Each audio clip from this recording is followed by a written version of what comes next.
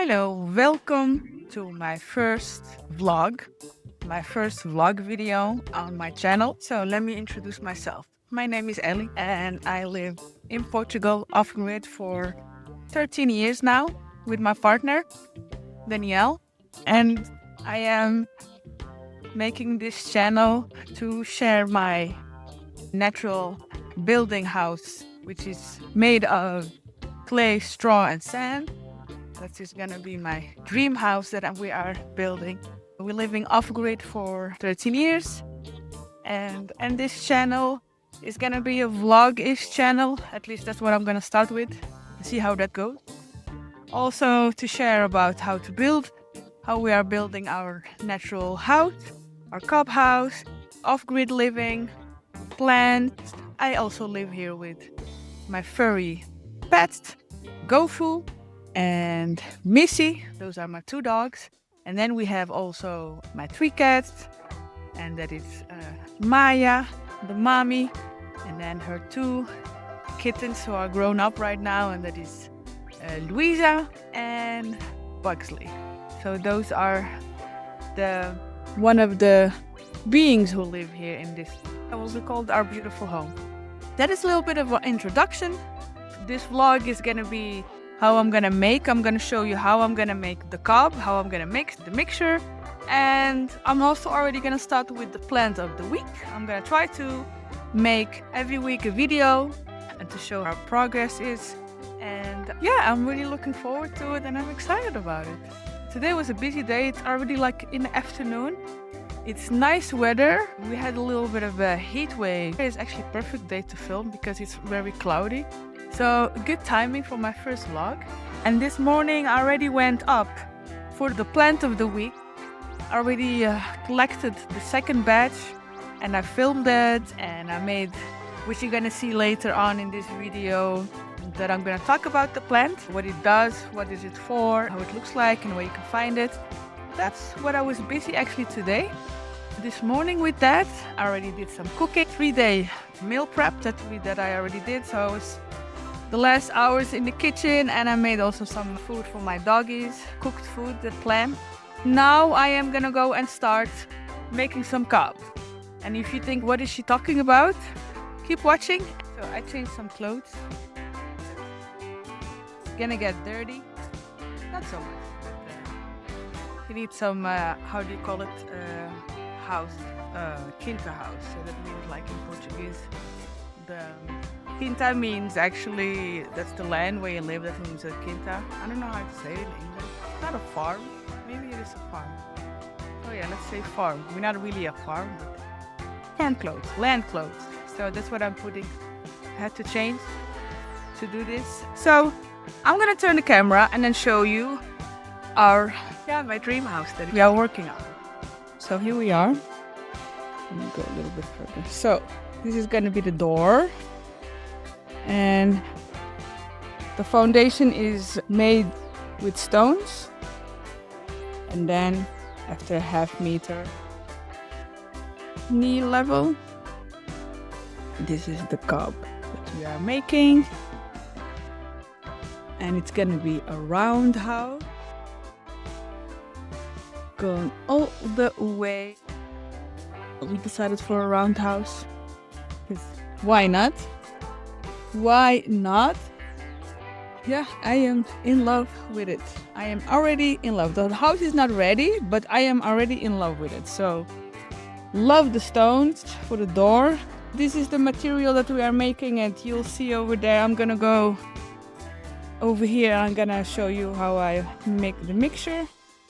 It is a mixture of straw, clay and sand. The clay comes from our land because we have that. And this area will be the kitchen. That area over here was going to be my pantry. This area over here is going to be the living room, just the couch. We're going to put a thermal couch. This one is going to be just in this area. It's going to be a dining table and a desk. So this place is just a living place. No rooms in here. It's just a living place. No toilet, no shower, everything is gonna be separate. This is just the kitchen, wood stove, the couch. The thermo couch, what that means is that we're gonna put here a rocket stove thingy, and we're gonna make a couch also from cob, and there's gonna be tubes in the couch, and then you're gonna have a sitting area which is already heated, which heats the sitting place and heats up the house at the same time. And yeah, I just wanted to have just a living place, just the kitchen, sitting. For the rest, they're gonna be rooms, separate sleeping rooms.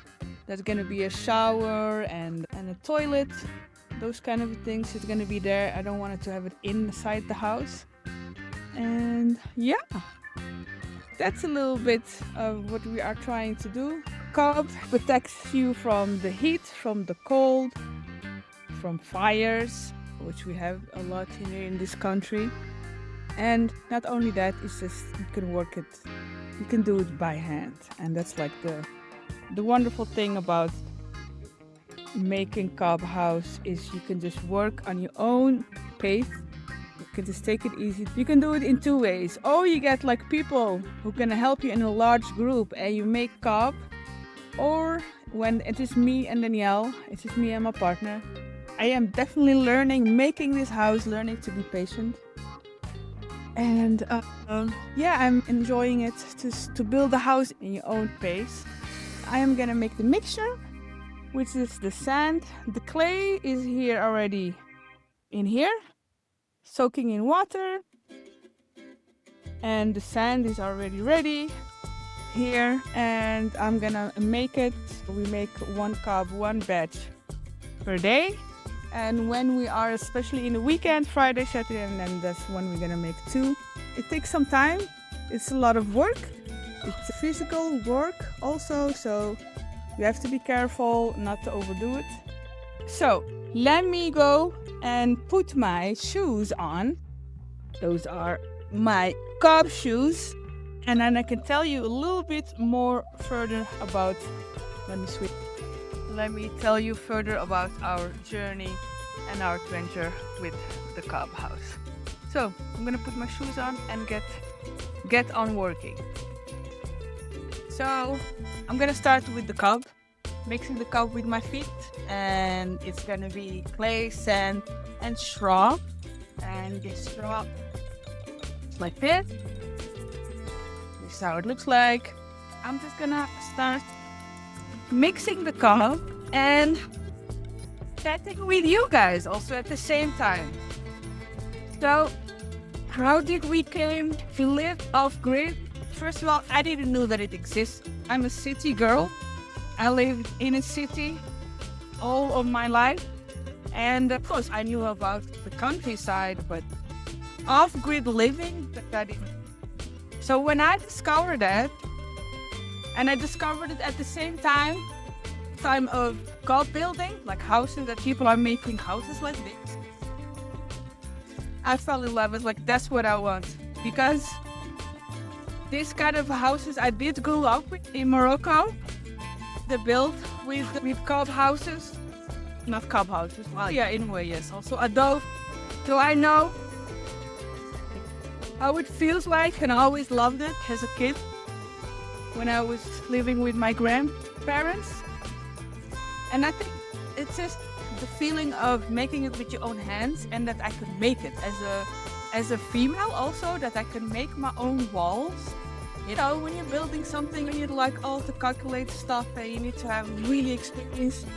But with cob building, the stonework, yes, that's an experience that you need a skill for that. But you could all learn this. Like, you could just learn this. You can just educate yourself. You can learn all the skills of building a natural home.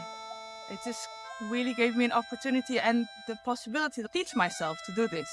And the feeling of getting to know how to make the mixture and to build your own house with your own hands, but you can make it yourself. Women were doing this, excuse me, for centuries, especially in Africa. They get like a group of women and they build the whole cob house or clay house. Every country has its own method, of course. So yeah, that's really amazing. So that is how I discovered cob.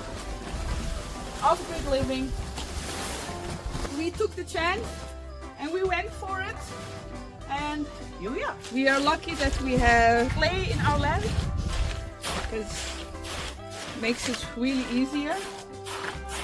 That is a little bit the story of how we got here. And it was amazing experience to do this kind of a life. It's not easy. It's a lot of hard work, mentally, emotionally, physically. So with the cob, we need to understand how this works. So what we did is build a toilet. We need to do a test. Building with this material, you have to get comfortable with it. You have to feel, you have to trust it.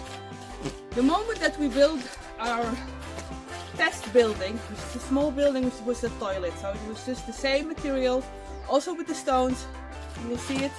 And when we started actually first with a regular wall inside the barn. We did that and we saw how strong it gets, like how firm and strong, it doesn't move. It's just such a amazing material. It's just clay, straw and sand, just three things, and water. And how it stays firm, and it's so easy to build up and so easy to control. So that gave us a lot of confidence in building with cob. As long as it has a good foundation, I mean with stones, it's good to go. The toilet was a really amazing experience for us to build that. And then my first plastering with manure, the walls of the cob. Yes, it smells like manure, but it does not smell that bad. It doesn't smell like human shit. It just smells like rotten greens. That's actually what it is, because cows eat only greens. And then when I applied it, you get used to it for the smell, like for the first half hour, then you're okay. And then you get, but it was a really amazing material to work with, because I plastered the wall with it. How it stayed, that building we had for 8 years, and it stays firm. After that experience with building the toilet, it gave us so much confidence. You get to learn how your clay works, how your straw, how much you need to mix, and the plastering. There is a part of the wall of the toilet which is open, because the roof was not so covered that much on that side. And the rain hits it because it's from the west. It rains a lot from the west. Yeah, and that wall stays good. So even if the cob gets the rain, it's still doable, because even if it gets the clay out, you can still fix it. You can still, when the summer comes or the spring, you can just add another plaster on and you're good to go. Springtime here right now, full on. Almost the end of it. So our land is pretty wild. It's nice and green. So we are trying, actually this is the first year, because the years before I would be already swimming, but this year I'm waiting a little bit longer, because around where we live, yes, we swim, because otherwise it gets too wild. But it grows again. After a week it grows again. There's so much blooming. And the smell of our land is just like amazing.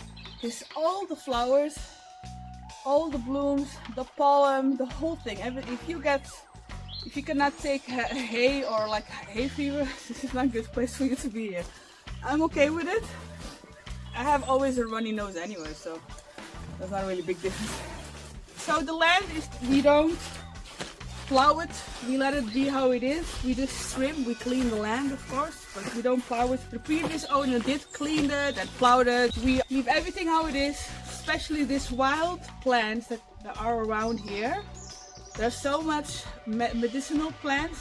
We have a lot of Wort growing here, and so we let all the flowers, all the wild plants first seed up so they can fall, and then I think in 2 weeks or whatever we're gonna start trimming.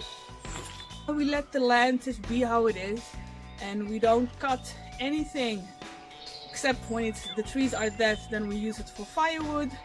In this land we have a lot of oaks, cork, hawthorn, sloe trees, and giestas and brambles. Yeah. All of them. While I am making this cup, you can watch the plant of the week and what that plant, how it helped me, support me, and what the benefits are. And that's what I was collecting today, harvesting. So you can watch that while I'm finishing this mixture of today. Plant of the week, which I'm gonna be doing. I'm gonna talk about my natural building, but also about plants, which I love so much to share about. These last 12 years that I was living here, 13 years, I learned a lot about plants and how they supported me and how they helped me in so many things. Also for other people, and the beautiful relationship that I built with them. That was really, it's really amazing that I had the chance to have this experience. Before I never thought about plants or whatever when I was living in a city. I was just like, there was no interest. I was not thinking about that. But since I came here, no, actually before I moved here, I knew like, okay, I need to know about plants if I got sick, or I just need to educate myself about plants because I'm gonna live really close to nature, so I need to know what's going on around me. And I got this book, this huge book with all the plants for when you get sick or what they are. This book I studied for 12 years. And yeah, this one really helped me a lot. I love this one. It's a phytotherapy book and it explains everything, what's in it, what it does, with what kind of other medicine you can combine with. And I just love this book. It's in Dutch though. So that's what I actually did. I studied it. So let's talk about the plant of the week. The plant of the week, because I'm gonna try to do every week a video. This plant is St. John's Wort.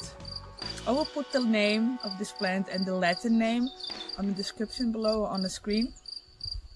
So this is St. John's Wort. This plant grows in our place. It's like end of May, beginning of June. That's when it starts to bloom. The green leaves, they're already growing. So when you get to know your area, you're gonna see only the green leaves growing, and then you know like which one it is. This plant grows in abundance here, I think through whole Europe also. I also read about North Africa, North America, South America, that they also grow there in abundance. It's a very easy plant to grow. They grow also on the side of the road. It makes herself present. For me, she makes herself present in a lot of places. And I think I know why. Because this plant is really important nowadays. What does this plant do? This is a plant that is actually good for if you're going through low mood or depression. It's a happy plant. So this is what I normally collect for a whole year for myself and my partner. Make bundles with them, which I'm gonna do now. And I hang them, let them dry, and I make infused tea in the evening. This is my evening tea. I mix with other plants, calming plants, so that I can have a nice sleep. And that's what I actually do with this. It's good for depression. It is good for if you're a little bit in a low mood, if you have anxiety. It has calming effects. I believe that this plant is really all around. It's definitely well known for antidepressant. So if you want to have an alternative antidepressant medication, this could be a good alternative. I believe it's much more than that. She's very supportive. She will support you. She will hold your hand. She's like a sister, a big sister that will tell you, I'm here for you. This plant is, you're gonna go through some shit with your life, which is life, it's happening. That's part of it. There's nothing you can do about it. You just have to go through it. So this is not a fixed one, but this is one, she will hold your hand. She's like, I will be there for you so you can handle whatever that is coming through. And which means that it's very calming. So like when you're nervous or you are dealing with a lot of fear, anxiety, she makes you more courageous. She makes you make decisions about your life. And that needs to be changing. It gives you more clarity. But specifically it's just to calm you down. So this is also very good for the winter time. If you are one of those persons who get really affected with the gloomy weather, cold, this plant also helps with that. She can help you just to give you a little bit of a sunshine. I mean, look at this plant. Is it not sunshine? It's so beautiful. It grows everywhere. She's here for a reason. We go through a lot in our life. I'm talking about phases in our life. This plant is also good for menopause, which I am going through perimenopause. My perimenopause started already for some years now. By the way, I was not aware of that. I just discovered that recently. I have here now. She will help you with that. The mood swings, the irritation. You have information in the book what it does and all those things, but you build relationship with the plant. It will tell you what it does, what the character is. If you are going about in nature and you're having an area that you know, could be a park or could be a country place that you go a lot of times, you're gonna understand, you're gonna see a lot of plants who are growing, coming back every year, and you're gonna know more about them, and you're gonna build really a relationship with them, especially when you're gonna harvest them and know what they are. They will tell you things, and when you consume a plant, it will talk to you in a different way. Not everyone is the same, but you will build the own language with her. So this one for menopausal, perimenopause is very good for the mood. It just keeps you stable. I'm not saying that you're not gonna be moody and you're not gonna be, that is gonna fix this. It's just gonna support. This is a very good support. That you don't go too far down the black hole. It still holds your hand. That she can gives you a little bit of an encouragement to keep on going. And yeah, I think this one is like not to give up. Just keep on going. This is what this plant is. Just keep on going. Don't give up. You will get there. It's a phase. You have to understand yourself. Some things you have to go through. Another thing which I think is also very good is when you have trauma and you need to deal with it. So that means that you need to go back to the past. So if you need to deal with something and you're ready to deal with it, this one is a good support for you. She will hold your hand. She will support you. She will give you clearance, because when you go through trauma, you need to understand what happened and you have to be open for it, and you need to be calm, and especially dealing with fear, because trauma is fear.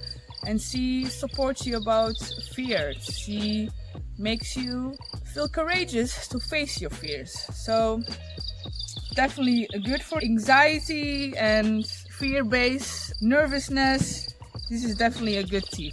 So you can consume this as tea, as an infusion, or as a tincture. If you're not like a tea person, I am a tea person because I love my teas, especially in the evening, then this is really good. But if you're not, it's very easy to make tincture. It's a pretty easy plant. What else? You can infuse it also in oil, and that is good for wounds. I did that once. It really makes a really nice color when you infuse it in oil. It gets like all red. This is really good when you have a wound that has a lot of nerve damage, because this one is also for the nerves. Very good for a wound, or also inside. If you have a nerve wound, this is what I would use. And you can drink a couple of cups a day. It's like really weird, but all the plants that are showing up on my life, they are very calming and very supportive. And you will notice that eventually when you're gonna introduce yourself to plant world. That's it, I think, for the plant of the week, which is St. John's wort. I hope this was helpful. I just want to say is that I am not a doctor. I am just sharing my experience with this plant. If you have more questions, let me know in the comment below. But yeah, hope you like it, and I'll see you next time. Ciao! I'm going to check how my food is going, because now it's a really busy time for us with building the house and the project, work, everything. So I really try to make our dinner for 3 days, and I don't have to cook. I love cooking and I love food. Man, I am really tired sometimes with the cooking, so I just don't want to cook every day. So what I'm making today is, I already can smell it. I'm making a stew with chicken leg. No, not chicken, sorry. Turkey leg. Hey, Miss. Turkey leg stew with a lot of vegetables, and just gonna eat it with bulgur. So this is what I'm cooking. My stew is cooking slowly. And then I'm gonna add some beans, some cabbage, some carrots, some aubergine. Anyways, any vegetable that I have. This is for the doggies. They get like 2 times a week. They get, because they eat this for 2 days. 2 days a week, they get like a broad vegetable rice meal. So these are pork bones with meat on them and some organs. And yeah, and I'll add some rice with it later on. And this one I'm gonna add some vegetables in a bit. And then we're gonna eat some dinner. That's the 2 pans that are cooking, and for the animals eat raw meat diet also, but for the rice and I put also vegetables in them for them. This time I put carrot, which is good. Yeah, that's it a little bit. So I'm almost finished with the cob making. I think I need to do a little bit more, like 10 minutes or something, and then I'm gonna be finish with that, and then finish dinner, and then call it for today. A little bit. Still have little things to do here and there, but it's a really nice weather. It's nice and cloudy, so normally I would be sweating because it's really hot. Here I go with the second part.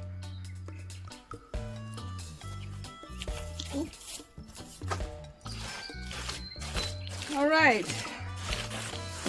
Well, this was my first YouTube vlog. I already have 2 videos before that I made, but I was not talking, I was just mixing. So if you want to see the other videos, those are my 2 attempts making 2 videos. But I actually really enjoyed it making this vlog. And yeah, I think I will continue doing it. I didn't know how I would feel about it, how it would go, but it's not that bad. I think I'm gonna leave it till here, because it's already gonna be a long video. I hope you like this video. If you do like it, I would appreciate if you subscribe. And hopefully, I'll see you the next time with this journey that we are going of building a cob house that is made of straw, sand and clay. Yeah, and I guess that's it. So I wish you a very nice day. We'll see you next time. Ciao, ciao.